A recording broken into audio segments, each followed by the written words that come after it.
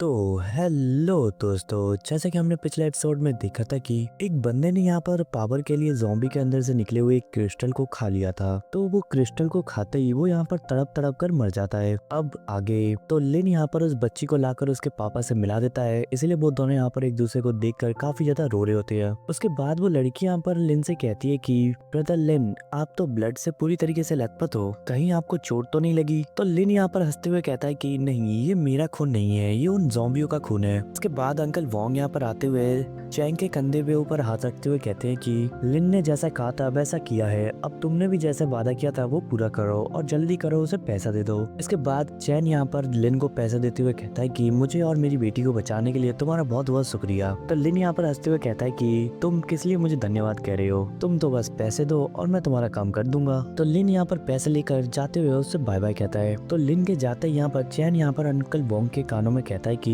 ये कुछ अजीब नहीं है। तो अंकल वोंग यहाँ पर चैन से कहते हैं कि इसमें अजीब तो कुछ नहीं है, भले ही दुनिया खत्म हो गया हो लेकिन हमारे यहाँ पर जो जितने भी सारे लोग रहते हैं वो यहाँ पर ऐसे ही काम करते हैं। तभी अंकल ज्याओ यहाँ पर आ जाते हैं और उसे अपने साथ लेते हुए कहते हैं कि ये अजीब तो थोड़ा है, तुम्हें अभी अभी लग रहा है कि ये अजीब है, लेकिन जब हमारे साथ ये हुआ था तो हमने फैंग को पूरी तरीके से पागल समझा था, लेकिन अब हालात कुछ अलग है।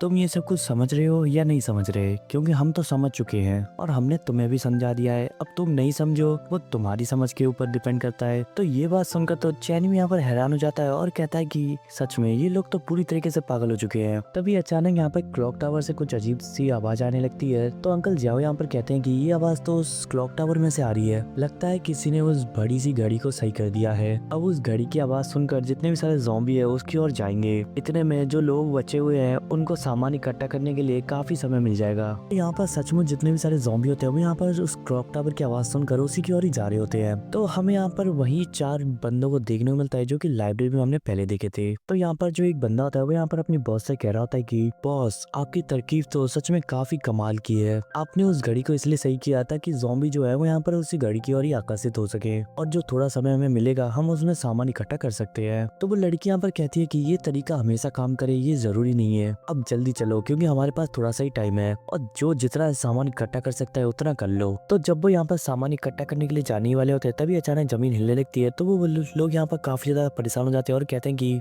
बॉस, अब ये क्या नई मुसीबत है? तभी अचानक हमें यहाँ पर ज़ॉम्बियों के बीच में एक काफी पावरफुल ज़ॉम्बी को देखने को मिलता है जो कि सीधे उस क्लॉक टावर की ओर ही जा रहा होता है। उसके सामने जो भी आ रहा होता है वो यहाँ पर उसको उठा उठा के पटक रहा होता है और ऐसा करते हुए वो यहाँ पर क्लॉक टावर के ऊपर आ जाता है और क्लॉक टावर के ऊपर आने के बाद वो यहाँ पर अपनी एक ही अटैक से उस पूरी क्लॉक टावर को ही उड़ा देता है। और क्लॉक टावर को अपनी आंखों के सामने टूटता हुआ देखकर ये जो बंदे वगैरह होते हैं वो यहाँ पर एक सोच रहे होते हैं कि आखिर ये कैसे हो गया, ये तो हमने सोचा ही नहीं था। तो वो लड़की यहाँ पर उस ज़ॉम्बी को देखकर सोच रही होती है कि आखिर ये किस तरीके का ज़ॉम्बी है। तो यहाँ पर हमें uncle Wong, uncle Jiao, aunt को और लिन को देखने को मिलता है।